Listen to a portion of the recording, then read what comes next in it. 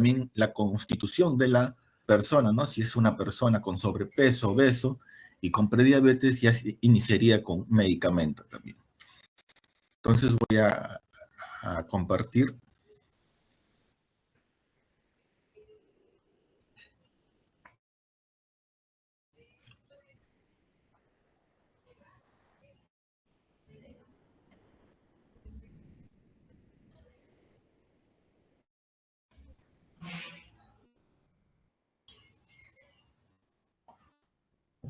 ¿Sí logran ver?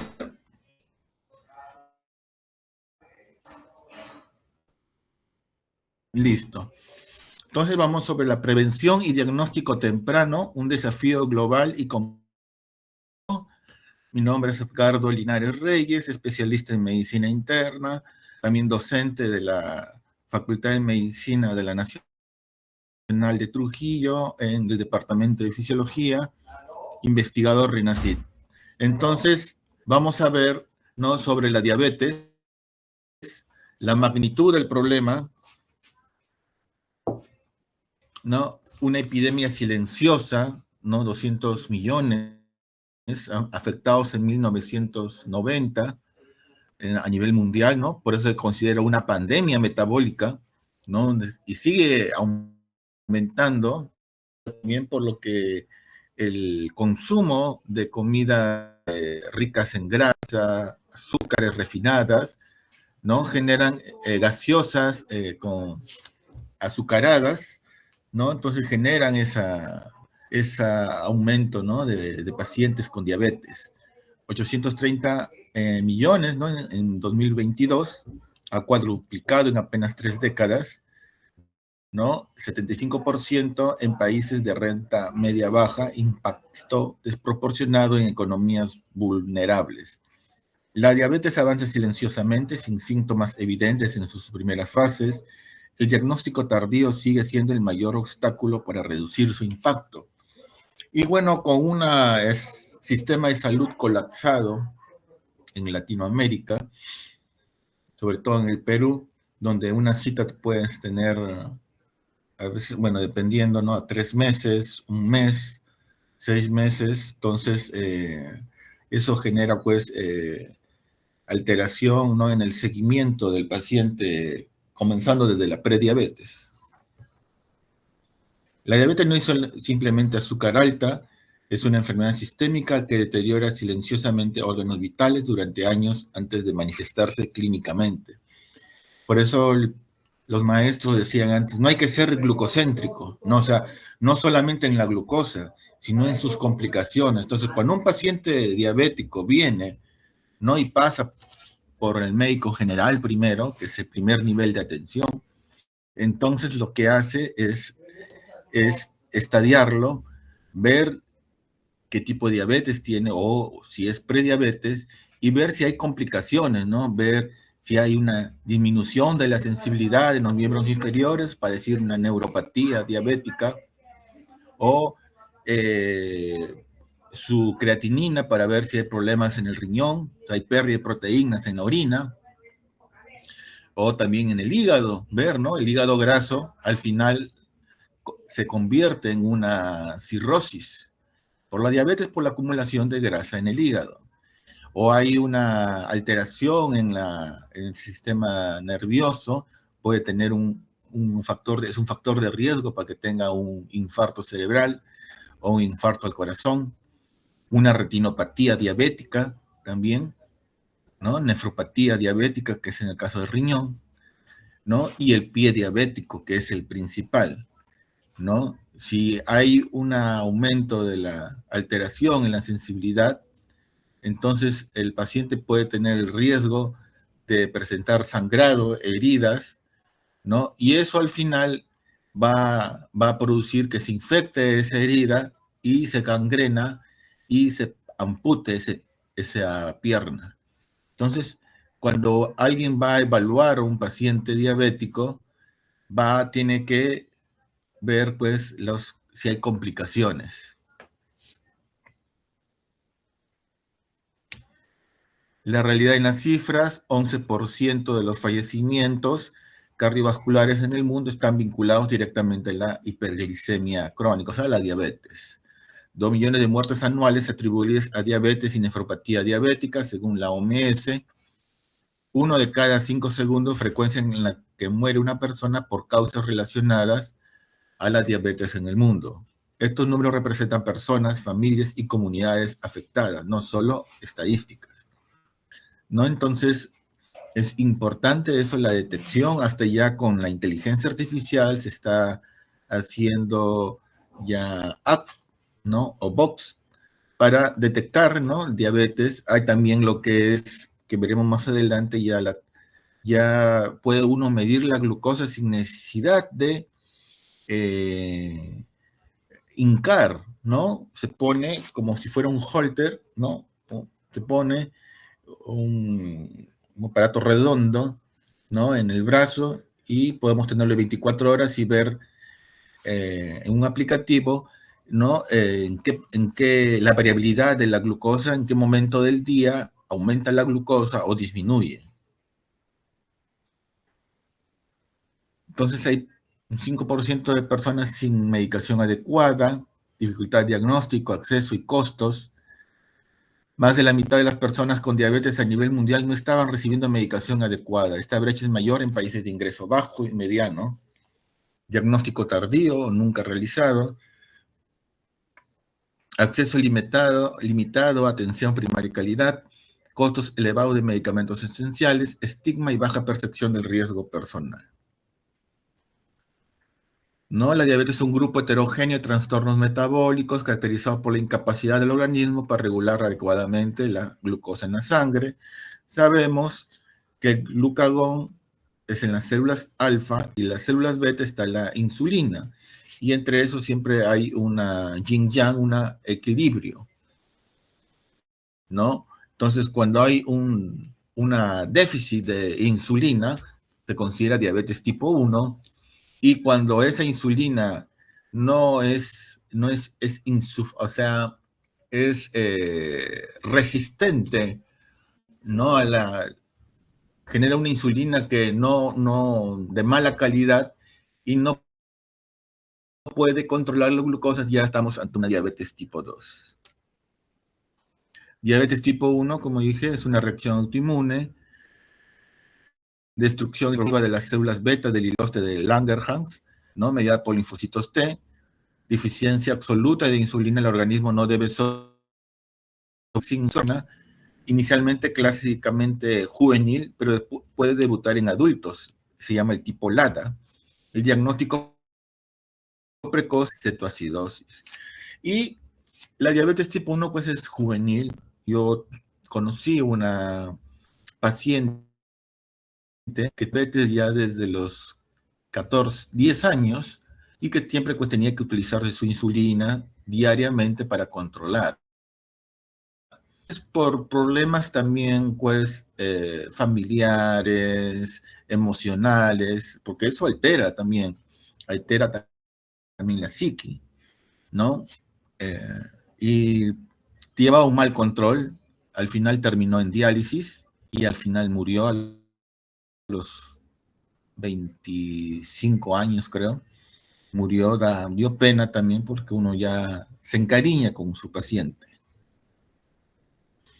¿no? Entonces, este tipo de pacientes son, sobre todo cuando son adolescentes, son difíciles porque ellos tienen una vida, tienen sueños, objetivos, ¿no? Y a veces pues tiene que lidiar con eso de la enfermedad. Por eso es tan importante el apoyo, tanto del personal de salud, ya sea médico, enfermera, técnico, hasta el barrendero, el vigilante, porque ellos ya tienen ya un peso más, ¿no?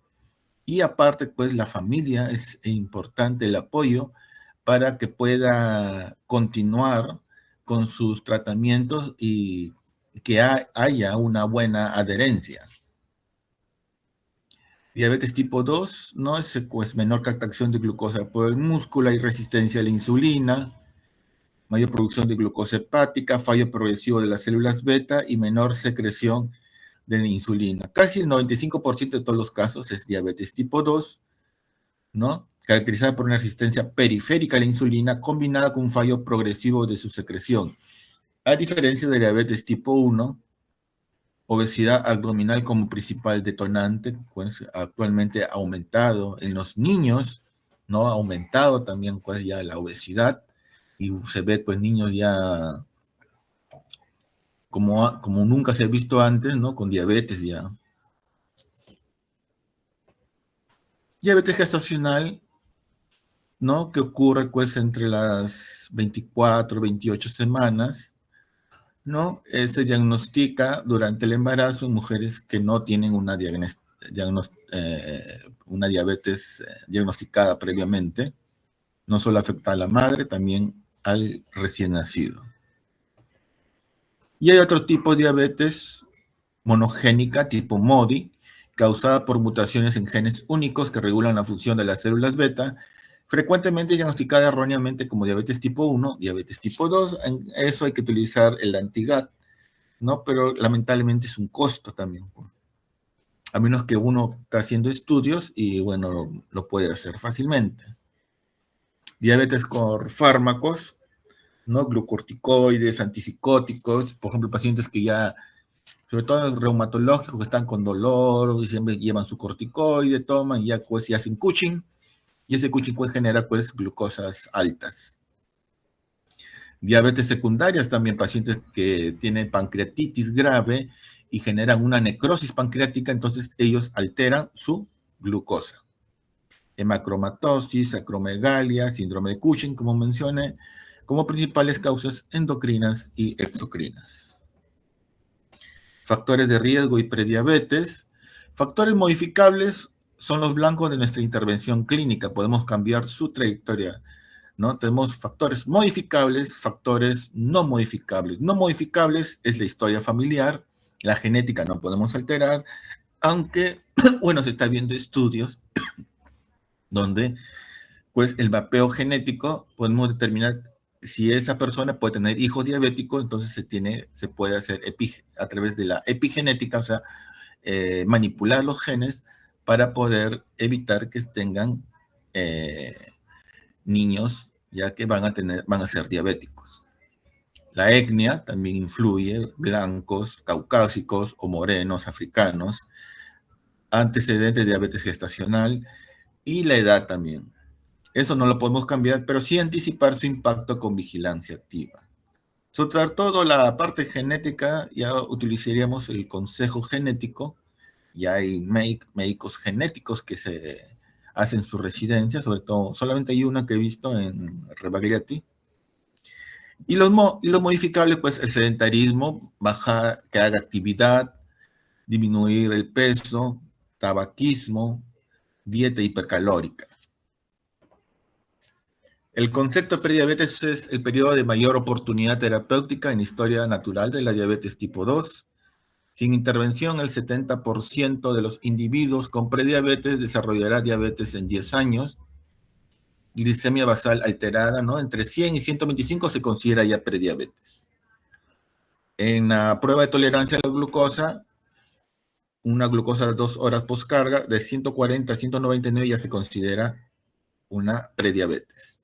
Hemoglobina glicosilada de 5.7 a 6.4, prediabetes.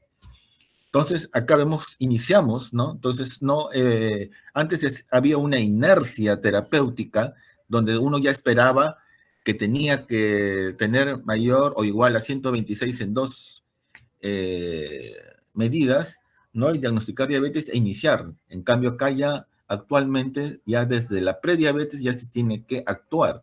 Primero con estilo de vida y luego, dependiendo del tipo de persona, ya iniciar un tratamiento farmacológico, que actualmente ha venido pues ya diferentes tipos, ¿no? El Mounjaro, que es la tirzepatida, el Solpenic, ¿no? Entonces, que son otros tipos de insulinas, por ejemplo, para bajar de peso, pero que también influye en disminuir esa resistencia a la insulina.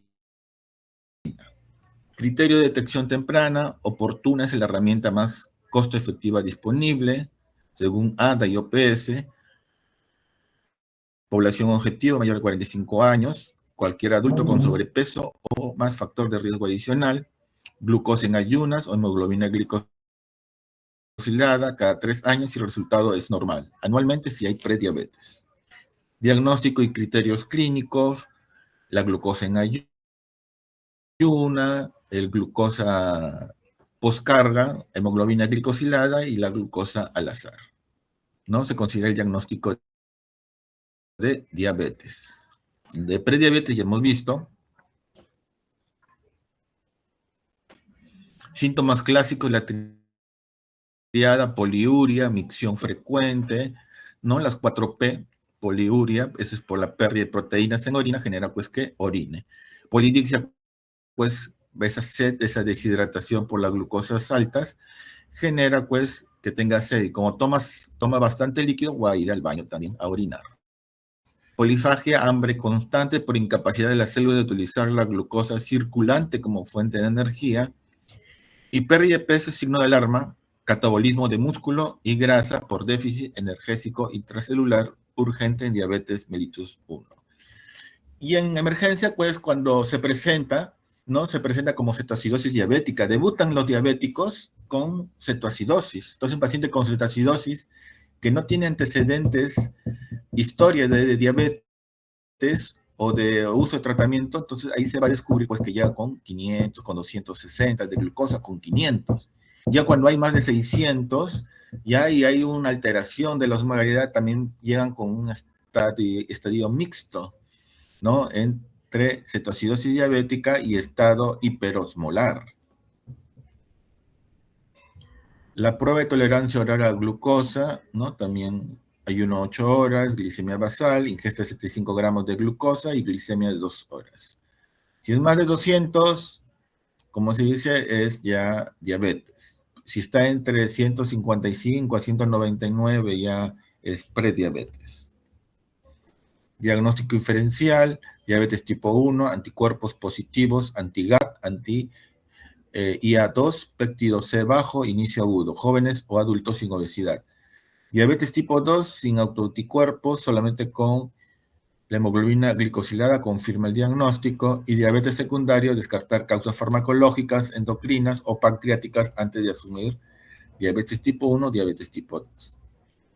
Prevención y estilo de vida, ese es el pilar, ¿no? La base de todo tratamiento, ya sea en la diabetes, en las enfermedades crónicas, como también la hipertensión arterial.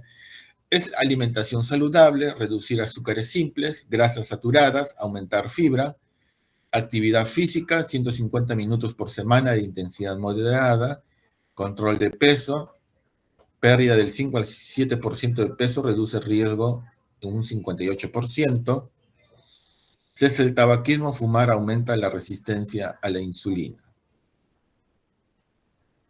Complicaciones microvasculares y macrovasculares, el daño silencioso, ¿no? Fisiopatología vascular, glicación, estrés oxidativo y daño vascular. La retinopatía diabética y nefropatía diabética son microvasculares, ¿no? Complicaciones más frecuentes, ¿no? Y principales de ceguera y diálisis crónica.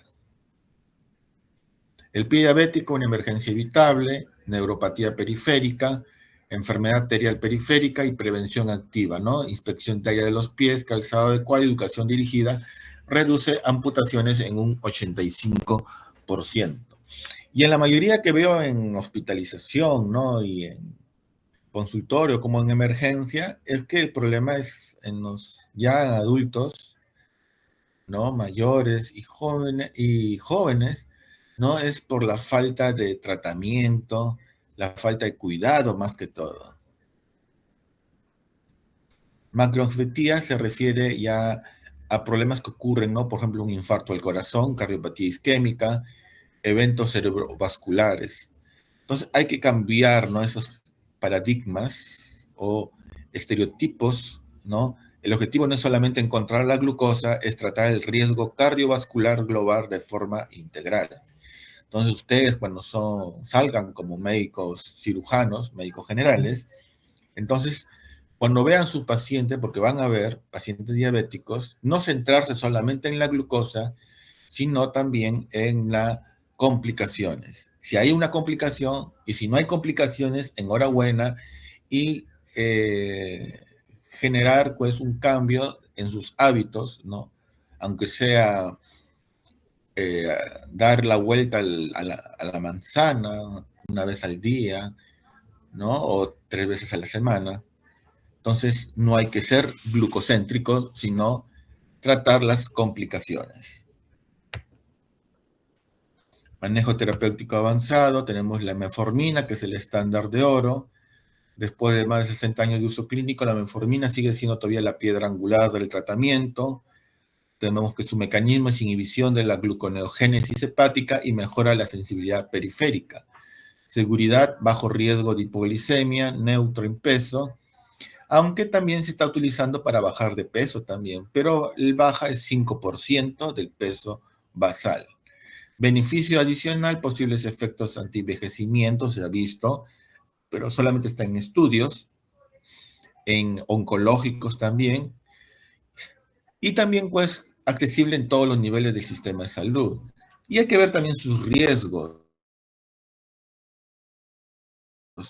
¿no? Sus riesgos, por ejemplo, es el que puede a largo plazo, por eso hay que controlar la hemoglobina, tienden a presentar una anemia megaloblástica, porque eso genera pues una macrocitosis, ¿no? Por una disminución en absorción de la vitamina B12. Inhibidores de CGLT2, la empaglifosina, de los cotransportadores de glucosa y sodio, es actualmente uno de los que se ha vuelto famoso en el manejo del paciente diabético, ¿no? Genera una glucosuria inducida, ¿no? En donde vemos los cotransportadores de glucosa y sodio que se encuentra en el túbulo contornado proximal, ¿no? Y aparte tiene otros efectos, cardioprotección y la nefroprotección, ¿no? Estos fármacos han redefinido el manejo de la diabetes, ya no tratamos solo la glucosa, también tratamos al órgano. Agonitas de GLP-1, el poder de las incretinas, las liraglutidas, ¿no? Semaglutida y dulaglutida han transformado el tratamiento. Sobre todo la liraglutida utiliza, hay dos tipos, la Saxenda, ¿no? La Saxenda y el otro que es para la diabetes y el otro que es para bajar de peso, ¿no? Controlamos la glucosa, pero también reduce el peso, ¿no? Que eso es favorable cuando bajamos de peso, ayuda, sobre todo esos ya obesos, ¿no? Yo, por ejemplo, he estado y he utilizado en algún momento la liraglutida, ¿no? La Saxenda. La Saxenda es la que se utiliza para la baja de peso, ¿no? Donde, claro, tienes que hacerte diariamente. Diferente al Monjaru, que es la tirzepatida, que es semanal, pero sí es más costoso. Entonces, el poder de la incretinas se refiere que genera pues, ese efecto incretina que ocurre en el sistema digestivo, donde pues traduce con que al alimentarse va a producir más, liberar más insulina para reducir esa comida, ¿no? Ese es el efecto de la incretina. La insuloterapia, ¿no? La insulina no es el último recurso, es un medicamento poderoso cuyo inicio oportuno previene complicaciones. La inercia clínica en la insulinización es uno de los problemas más críticos del manejo de la diabetes tipo 2. Primera etapa, insulina a la hora de dormir, puede ser basal nocturno, basal o premix, régimen intermedio, añadir dosis diurna, basal bolo, donde tenemos una insulina de acción larga con una insulina de acción corta, ¿no? Entonces, eso se puede utilizar. Poblaciones especiales y retos clínicos, objetivo menos de 8.5% adultos mayores, menos de 8% adultos mayores frágiles, menos de 7.5 adultos mayores sanos, ¿no? Diabetes MODY, casos atípicos, antecedentes familiares de diabetes en 2 o más generaciones, inicio antes de los 35 años, ausencia de obesidad y autoanticuerpos negativos. Diagnóstico inferencial cuando ni la autoinmunidad ni la resistencia a la insulina explican el cuadro clínico, sospechar MODY y otras formas monogénicas. La derivación a genética molecular permite identificar la mutación específica y personalizar el tratamiento. Algunos MODY responden solo a dieta. Es que es variable, por eso tiene que ser un estudio adecuado, sino que el problema es que no hay los insumos para poder estadiarlos y decirles qué tipo de diabetes es, ¿no? Si es MODY, si es LADA, ¿no? Si es tipo 1, tipo 2, ¿no? Entonces necesitamos, y es costoso, esos anticuerpos autoinmunes. Estilo de vida y empoderamiento del paciente, el nuevo contrato alimentario, siempre el famoso plato. Ver, pues, la mitad que tiene que ser ensaladas, una cuarta parte tiene que ser cereales, arroz, papa, camote, ¿no? Y otra cuarta parte es proteínas, ¿no? O sea, carne blanca, lo ideal, o carne roja una vez al mes.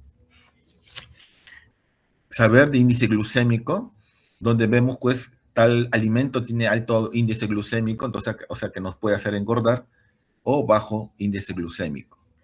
Carga glucémica es el índice glucémico por la cantidad de carbohidratos, la métrica más relevante en la práctica clínica real.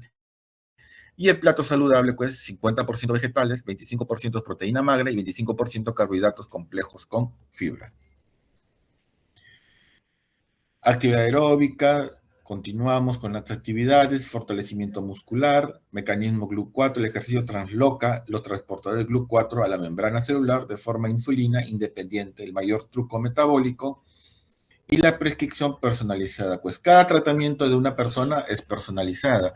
No que le ocurra a la persona A, le va a ayudar a la persona B, es variable. Por eso se habla de la medicina de precisión, porque es personalizada. El tratamiento a la medida del fenotipo metabólico individual, ¿no? Si es LADA, MODY, diabetes tipo 1, diabetes tipo 2, exocrino o gestacional. Identificación de quienes responderán mejor a terapias incretínicas o a inhibidores de SGLT2. Clasificar más allá de diabetes tipo 1, diabetes tipo 2, los 5 subtipos SAID, SID, SIR, MOC, MAR para guiar el tratamiento. Farmacogenómica, la variante del gen, determina la eficacia de la metformina. El futuro, bueno, ya no es futuro, es el presente. La monitorización que les dije, este es un parche de monitoreo continuo de glucosa. Ya actualmente venden en todos lugares, pueden ir a AliExpress, Temu, Amazon, otras tiendas internacionales. Te llega, ya tú lo pones y te mides, ¿no? Por ejemplo, ¿en qué momento del día? Por ejemplo, en la noche me baja la glucosa. Ah, entonces ahí hay un problema. Hay que ver, ajustar la dosis, tal vez tenga en la noche mucha dosis y ajustarlo para la mañana, ¿no? Entonces los sensores subcutáneos han transformado el manejo de la diabetes, sobre todo tipo 1, proporcionando datos en tiempo real que ningún control glucémico capilar puede ofrecer. Y eso es lo importante, ¿no? Que sí se puede, hay herramientas, ¿no? Hay forma de poder hacer hasta un estudio y ver, pues, con eso, controlar de un pueblo, de un caserío, ¿no? Y ver cuál es la importancia de este monitoreo de glucosa y tratarlo. Y podemos llevarnos sorpresas, ¿no? Tal vez en un momento del día hay hipoglicemia, como ocurre a veces en algunas personas, y que sea solamente por tipo de alimento. Y pues ya está más avanzado, conforme pasa el tiempo avanza más, ya no está como antes con indicar cada rato el paciente, sino su monitoreo de glucosa, lo colocamos, ¿no? Como si fuera un parche, y va detectando la glucosa cada minuto, ¿no? Y al día siguiente tú lo sacas el informe, acá, entonces, por ejemplo, decidir ya medicamento solamente con tratamiento no farmacológico. La telemedicina elimina barreras geográficas económicas, el especialista llega donde el paciente está, no al revés. O sea, uno ya vía digital puedo conversar con la paciente, puede ser primero presencial y de ahí virtual para hacer un continuo nada más de seguimiento. En la primera visita presencial, el paciente, el doctor lo examina completamente, ve si no hay complicaciones, si la glucosa está controlada y se pide su hemoglobina glicosilada para saber pues, si el paciente nos engaña o no nos engaña, ¿no? Y pueda presentar los 3 meses, ¿no?, consecutivos cómo ha estado la glucosa, si ha estado colocándose su medicamento o no. Algoritmos integrados en la consulta que alertan sobre interacciones, metas no alcanzadas y oportunidades de optimización. Ahora uno también hay con tipo relojes y uno lo va monitorizando, ¿no? De lejos el doctor lo puede estar monitorizando y, no, tú me estás engañando. Entonces te llamo, mira, señora H, tú estás llevando mal tu control, tienes que continuar, tienes que tomar tu medicamento a esa hora, ¿no? No consumir grasas, frituras, no gaseosas, porque a veces, sobre todo en los adultos mayores, el nieto, ¿no? Abuelita te da un chocolate y le traen chocolate, entonces ese es un daño para él. Educación virtual, plataformas de autocuidado que enseñan nutrición, ejercicio y manejo de la medicación, reduciendo la brecha de información. El impacto de la inteligencia artificial, alerta de hipoglicemias, adherencias, nutrición y ejercicios personalizados, predicción de riesgo con Machine Learning, detección temprana de retinopatía. Hacia una medicina centrada en el individuo, el paciente como socio, determinantes sociales, el código postal puede pesar más que el código genético, nivel educativo, acceso a alimentos saludables, seguridad laboral. El diagnóstico de diabetes puede generar duelo y negación. El acompañamiento psicológico en los primeros meses es fundamental para evitar la desvinculación del tratamiento. Y el rol del médico internista como líder, ¿no?, nutriólogo, es algo multidisciplinario, ¿no? El nutricionista para que le adecue su dieta, internista, coordinador y guía del equipo, visión sistémica, holística, integratoria, ¿no? El psicólogo, manejo del estrés, podólogo, vigilancia del pie, endocrinólogo, ya casos complejos, si es diabetes tipo 1, el embarazo, situaciones metabólicas, o con el nefrólogo, si ya el paciente ya está con insuficiencia renal, ¿no? Entonces es multidisciplinario. Entonces es mejor prevenir que lamentar para evitar altos costos de medicamentos y mayor costo en complicaciones. Nuevas fronteras, regeneración celular, esto sí ya sería del futuro, terapia de células beta, trasplante de islotes encapsulados y células derivadas de pluripotentes, ¿no? Inmunoterapia, ¿no? El teclizumab puede retrasar el debut de diabetes tipo 1 en hasta 3 años en individuos de alto riesgo. En la era del entusiasmo mediático, el internista debe separar la promesa de la evidencia sólida. El paciente merece verdad, no ilusión. O sea, siempre basado en la evidencia científica, ¿no? Y la evolución del lenguaje clínico, abandonar el lenguaje punitivo y adoptar un modo motivador y libre de culpa reduce la angustia diabética y mejora la adherencia. Dependiendo del tipo de persona también, ¿no? Porque a veces uno puede hablar bonito, ¿no? Y no hace caso. Entonces, cuando uno ya le dice, puede perder la pierna, entonces va a generar un impacto en la persona y tener cuidado, ¿no? Entonces, eso sí, siempre pues hay que ser cauteloso al momento de conversar al paciente y mencionar eso de la amputación, porque eso va a depender de la persona y los familiares también, ¿no? Previo antes se habla con los familiares, ¿no? Si está siguiendo o no, y después ya con el paciente. No hay la hemoglobina glicosilada perfecta en un paciente que vive con dignidad, sin amputaciones, sin diálisis, con calidad de vida plena. El diagnóstico como oportunidad, ¿no? Nuestra misión dual, educar con rigor científico y acompañar con empatía humana, ¿no? Por eso siempre la medicina es un arte y una ciencia. Ciencia porque tenemos que basar nuestro tratamiento en evidencia científica, arte por la forma de convencer al paciente de que continúe con su tratamiento. El paciente ponderado es nuestra mejor publicación, ¿no? Entonces, su paciente es su mejor aliado en el camino hacia el control metabólico. Y el médico internista, arquitecto de la salud e integridad, liderazgo multidisciplinario, visión sistémica, y el internista como educador, la consulta es el espacio principal de transformación. Cada visita es una oportunidad de empoderamiento, no solo de prescripción. Listo, eso sería todo, chicos. Muchas gracias, doctor Edgardo Linares. Se acaba de enviar el pase de lista final para que lo puedan llenar. Y eso sería todo por hoy. Gracias. Ya, te voy a enviar las diapositivas para que puedas compartir con tus compañeras. Listo, doctor. Muchas gracias. Gracias a ustedes.